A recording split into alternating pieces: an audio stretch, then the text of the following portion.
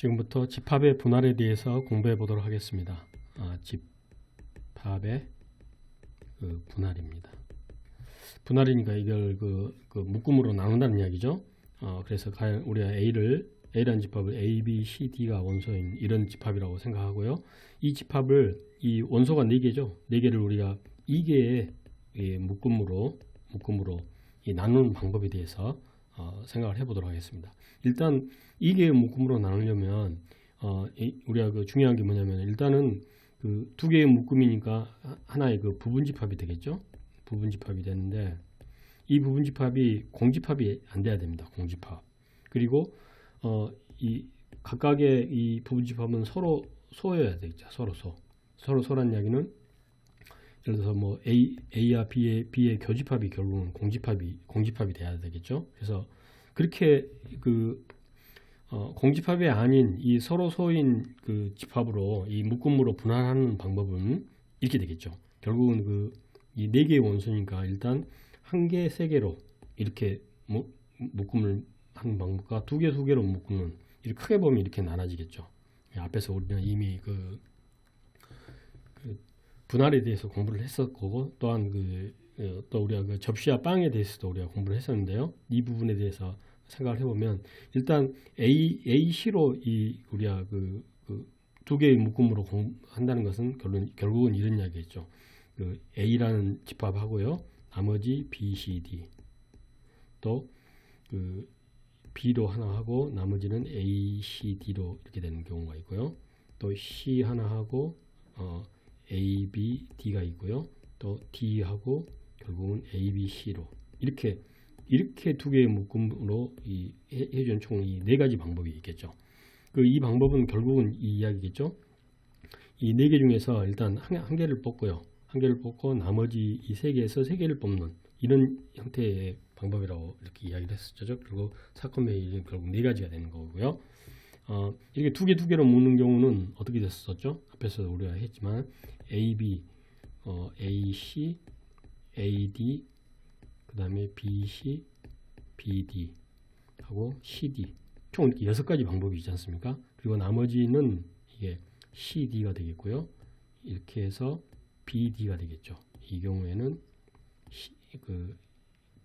BC가 되겠고요. 이 경우에는 결국은 D가 되겠습니다. AD. 이 경우에는 AC가 되겠고요. 이 경우는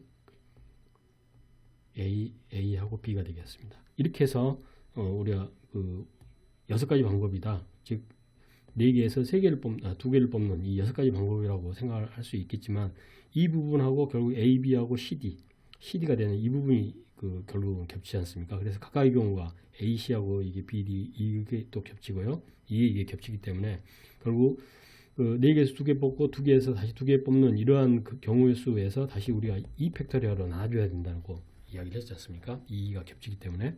그래서 결국은 여기서는 2팩토리얼로 나눠주니까 결국은 4 곱하기 3에 2로 나눠주고 다시 2분의 1로 곱해주니까 결국은 3가지 방법이 있어서 전체 4개의 우리가 A, B, C, D 4개 중에서 2개의 묶음으로 2개의 묶음으로 나누는 방법은 전부에서 4 더하기 3에서 총 7가지 방법이 되겠습니다. 그래서 이렇게 어떤 집합이 있는데 A라는 집합이 있는데 이 집합을 2개의 묶음이라는 것은 부분집합으로 만든다는 이야기겠죠. 부분집합으로 나누는데 각각의 경우에는 2개의 부분집합이 예를 들어서 우리가 A, B라고 한다면요. A와 B의 교집합은 공집합이 돼야 되겠죠. 서로 겹치지 않아야 되니까 어느 원소든 간에 2개로 분할이 돼야 된다는 이야기겠죠.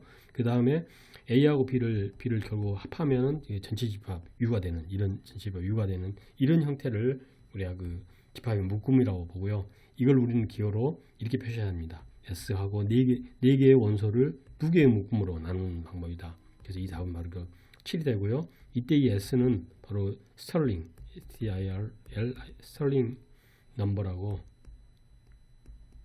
넘버라는 이러한 S의 약자를 따서 앞에 S를 붙였다라고 보시면 되겠습니다. 그래서 이제 이걸 일반적으로 생각하면요.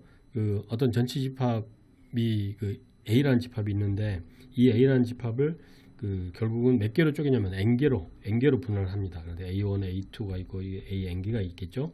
이 분할을 하는데 이 분할하는 방법을 하려면 첫째 각각의 그 집합과 I라는 것과 AJ, I하고 J가 이렇게 다를 때 A와 J의 교집합은 일단 공집합이 되겠죠. 서로 소가 겹치는 부분이 없어야 된다는 이야기고요.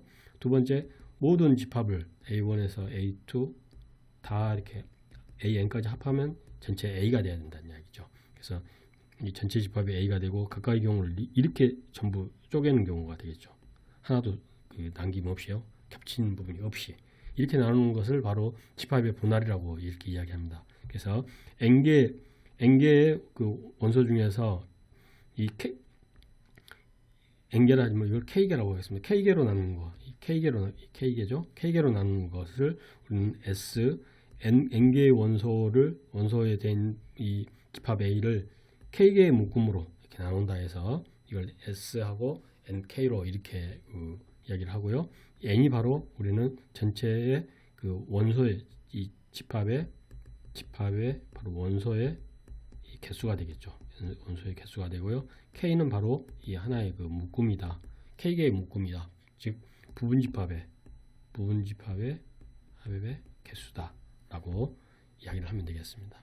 그래서 이 집합의 분할의 그 성질을 보면은 일단 그 전체 n개를 하나의 묶음으로 나누는 방법은 한 가지가 되겠죠. 당연히 전체로 n개로 묶는 방법도 당연히 한 가지가 되겠죠. 그리고 또한 그 중요한 사실이 nk라는 것은 이렇게 이야기할 수 있습니다. n-1에서 k-1을 그 집합의 분할의 수에서 다시 그 k배의 그 s n-1에서 k개만큼 이 빼주는 이 집합의 분할의 수만큼 더해준다라고 이러한 우리가 공식을 알 수 있는데요. 이거에 대해서 설명 한번 해보도록 하겠습니다. 일단 그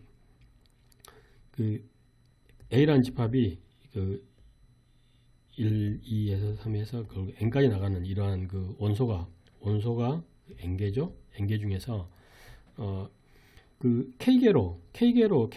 k개의 그 부분집합으로 우리가 분할을 해야 된다고 그랬지 않습니까? 그러면 일단 이 마지막에 있는 n을 하나로 일단 만들어 보겠습니다. 그러면 이게 어떻게 되겠습니까? 그 원소를 뺀 그 n개 빼고 나머지 n-1개의 원소를 몇 개로 분할해야 되겠습니까? k-1개로 분할해야지 이 n은 하나로 묶어져 있는 거니까요. n-1개의 원소 중에서 k-1개의 그 묶음으로 분집합으로 나누는 방법은 바로 s n-1에서 k-1의 묶음으로 나누는 이런 집합의 수만큼 나오겠죠. 그리고 두 번째는 이 n을 이제 어느 한쪽에다 집어넣어야 되는데요. 이 결국은 몇 개의 묶음이 나오겠습니까? k개의 묶음이 나오죠. 그러면 그 k개의 묶음이 나와서 이 마지막에 이 n을 여기다 넣어주는 이 개수만큼 있다 하면서 서로 다 달라지는 거가 되기 때문에요. 그래서 이런 방법으로 생각하니까 이쪽이 그 총 몇 개겠습니까? n-1개겠죠. n을 뺀 거니까.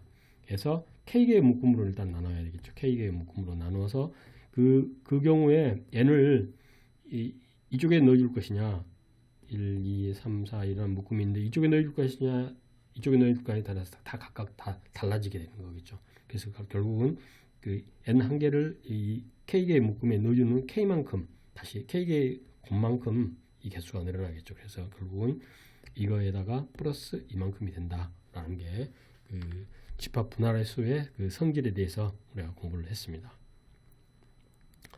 집합의 분할에 대해서 우리가 그 공부를 했고요. 마지막 정리를 한다면 그 공집합이 아닌 서로 다른 소인 그 부분집합의 그 합으로 이렇게 나누는 것을 집합의 분할이라고 했죠. 그러려고 하면 일단 각각의 집합은 그 서로 소해야 되고요. 전부 합한 게 바로 A라는 그걸 만족해야 되겠죠. 그러면서 공집합은 아니어야 되니까요. 그렇게 할 때 우리는 그 스터링수 Sn, K라고 했고요. 이 n을 바로 원소의 개수가 되고 K는 분할하는 부분집합의 개수가 되겠습니다. 그 하나로 그다음에 n개를 모두 다 하나라는 것은 전부 1, 1이 된다는 걸 알겠고요. 마지막으로 sn, k는 sn-1, k-1 플러스 k배의 sn-1, k라는 사실을 알아두시기 바랍니다. 지금까지 지파의 분할에 대해서 공부를 했습니다.